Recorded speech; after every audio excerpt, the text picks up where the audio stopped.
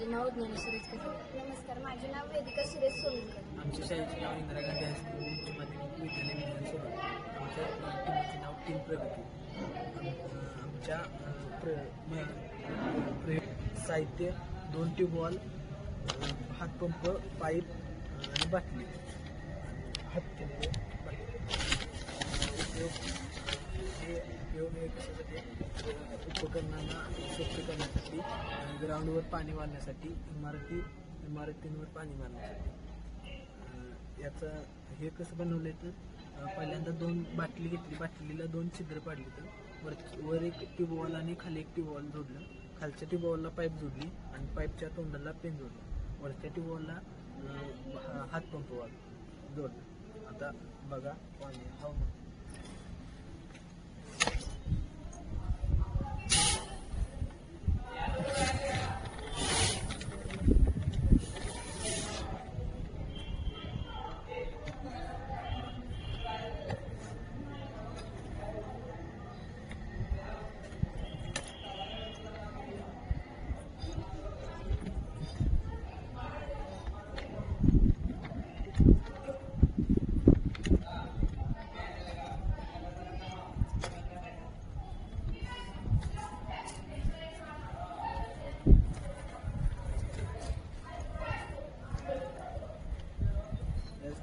असं आहे की पाण्यावर हवेचा दाब निर्माण होतो.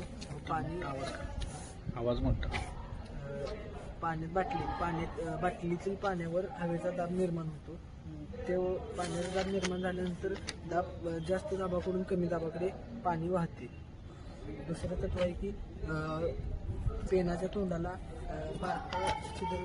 बारीक छिद्र आहे, म्हणजे कमी छिद्रामधून पाणी जास्त येतं.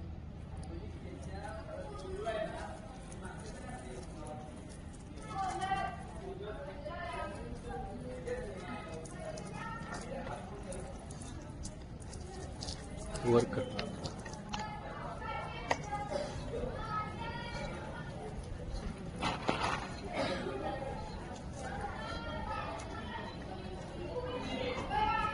उपयोग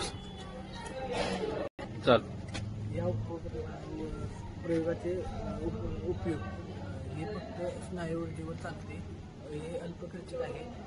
इमारतींवर पाणी मारण्यासाठी, ग्राउंडवर व बागेत पाणी मारण्यासाठी आणि अनेक वस्तू धुण्यासाठी.